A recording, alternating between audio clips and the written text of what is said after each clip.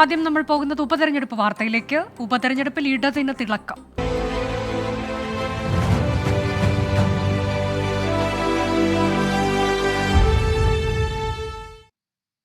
തദ്ദേശ ഉപതെരഞ്ഞെടുപ്പിലെ LDFന് നേട്ടം. UDFിൽ നിന്ന് 4 സീറ്റും BJPയിൽ നിന്ന് 3 സീറ്റും LDF പിടിച്ചെടുത്തു. തെരഞ്ഞെടുപ്പ് നടന്ന 23 സീറ്റിൽ LDFും UDFും 10 സീറ്റുകൾ വീതം നേടിയപ്പോൾ BJP 3 വിജയിച്ചു. നെടുമ്പാശ്ശേരി 14-ാം വാർഡിൽ ഇടത് സ്ഥാനാർത്ഥിക്ക് ജയം ഉണ്ടായതോടെ പഞ്ചായത്ത് ഭരണവും UDFിൽ നിന്ന് LDF പിടിച്ചെടുത്തു. തിരുവനന്തപുരം കോർപ്പറേഷൻ വെള്ളാർ വാർഡും ഒറ്റശേഖരമംഗലം പഞ്ചായത്തിലെ വാർഡും BJPയിൽ നിന്ന് പിടിച്ചെടുത്തു. മട്ടന്നൂർ നഗരസഭയിൽ UDF സിറ്റിംഗ് സീറ്റ് പിടിച്ചെടുത്ത് BJP അട്ടിമറി വിജയം നേടി. സലിം മാലിക് വിവരങ്ങളുമായി. സലിം, ഇതിപ്പോൾ 10-10 എന്ന തരത്തിലേക്കാണ് UDFിന്റെയും LDFിന്റെയും സീറ്റ് നില. 3 സീറ്റ് BJPക്ക്. ഇടതിന് സീറ്റ് നഷ്ടവും ഉണ്ടായിട്ടുണ്ട്. പക്ഷേ BJPയിൽ നിന്നും UDFിൽ നിന്നുമൊക്കെ സീറ്റുകൾ പിടിച്ചെടുക്കാൻ കഴിയുന്നു. അട്ടിമറി ജയത്തിലേക്ക് പോകുന്നു. ചിലയിടത്ത് ഭരണ നേട്ടം പോലും ഉണ്ടാകുന്നു എന്ന തരത്തിൽ എങ്ങനെയാണ് LDFിന്റെ നേട്ടത്തെ വിലയിരുത്താൻ കഴിയുക? അനുജ, ഇന്ന് നടന്ന ഉപതെരഞ്ഞെടുപ്പ് അത് 23 വാർഡുകളിലേക്കാണ് നടന്നത്. അതിൽ ഒന്നൊരു കോർപ്പറേഷൻ വാർഡായിരുന്നു, 4 മുനിസിപ്പാലിറ്റി വാർഡുകളും ബാക്കി 18 ഗ്രാമപഞ്ചായത്ത് വാർഡും. ഇതിലെ ആകെ റിസൾട്ട് പരിശോധിക്കുകയാണെങ്കിൽ അതിൽ UDF 10, LDF 9, ഒരു സ്വതന്ത്രൻ, അത് LDF പിന്തുണയോടെ. അങ്ങനെ LDFും UDFും 10, ഒപ്പം BJP 3 എന്ന നിലയിലാണ് ഇതിൻ്റെ ആകെ റിസൾട്ട് വരുന്നത്. പക്ഷേ ഇതിൽ നമ്മൾ കാണേണ്ടത്, നേരത്തെ ഈ തെരഞ്ഞെടുപ്പിന് മുൻപ് 23-ൽ 13 UDF ആയിരുന്നു. LDF ആകട്ടെ വെറും 5 സ്ഥലത്ത് മാത്രമേ ഉണ്ടായിരുന്നുള്ളൂ എന്നുള്ളതാണ്. BJPയും 5 സ്ഥലത്ത് മാത്രമായിരുന്നു ഉണ്ടായിരുന്നത്. ആ നിലയിലാണ് ഇതുമായി ബന്ധപ്പെട്ട് കണക്കുകൾ മുൻപുണ്ടായിരുന്നത്. പക്ഷേ ഈ തെരഞ്ഞെടുപ്പോടുകൂടി 5-ൽ നിന്നും അത് ഇരട്ടിയായി വർദ്ധിപ്പിക്കുന്ന ഒരു സാഹചര്യത്തിലേക്ക് LDF എത്തി എന്നുള്ളതാണ് പ്രധാനപ്പെട്ട കാര്യം.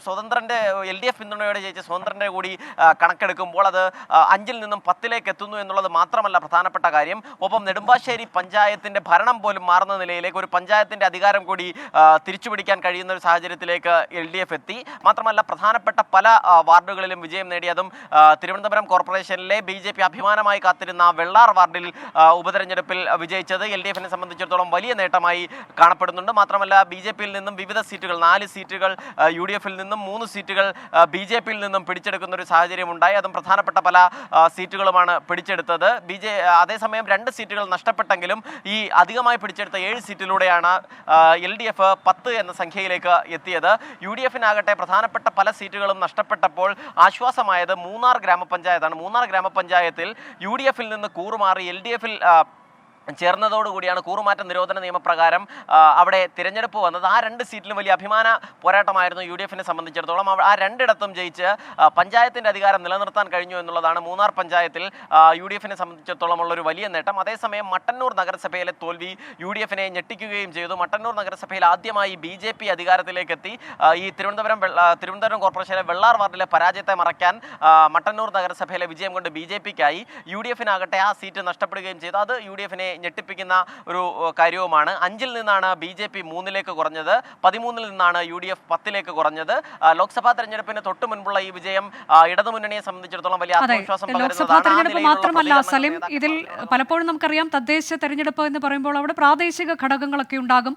സ്ഥാനാർത്ഥികൾ എന്നൊക്കെ പറയുന്നതും വലിയ ഘടകമായി മാറാറുണ്ട്. പക്ഷേ ലോക്സഭാ തെരഞ്ഞെടുപ്പ് അടുത്ത് വരവേ മറ്റൊന്ന് ക്ഷേമ പെൻഷൻ വിഷയം, അതൊരു വലിയ പ്രതിസന്ധിയായി സർക്കാരിന് മുന്നിൽ നിൽക്കെ നടക്കുന്ന ഈ തെരഞ്ഞെടുപ്പിലെ വിജയം, ഉപതെരഞ്ഞെടുപ്പിലെ വിജയം എന്നുള്ളത് LDFിനെ സംബന്ധിച്ച് ആശ്വാസകരമല്ലേ?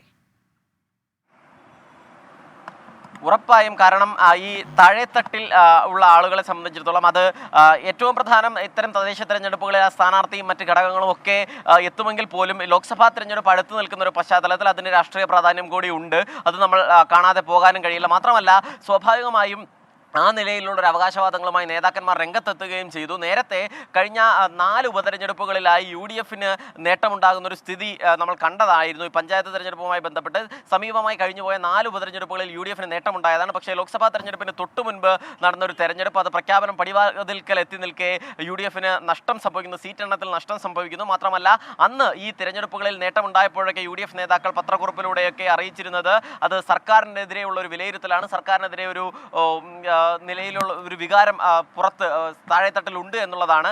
ആ വാദം തന്നെ പരിഗണിക്കുകയാണെങ്കിൽ ഇപ്പോൾ LDFിനെ സംബന്ധിച്ചിടത്തോളം ഉറപ്പായും ആശ്വസിക്കാൻ കഴിയുന്ന ഒരു ഫലമാണ് ഇപ്പോൾ പുറത്തു വന്നിരിക്കുന്നത്. അനുജ, അതെ, ഇന്നിപ്പോൾ പുറത്തു വന്ന തദ്ദേശ ഉപതെരഞ്ഞെടുപ്പിലെ ഫലം അത് LDFിനെ സംബന്ധിച്ച് എല്ലാ രീതിയിലും ആശ്വാസകരമാണ്.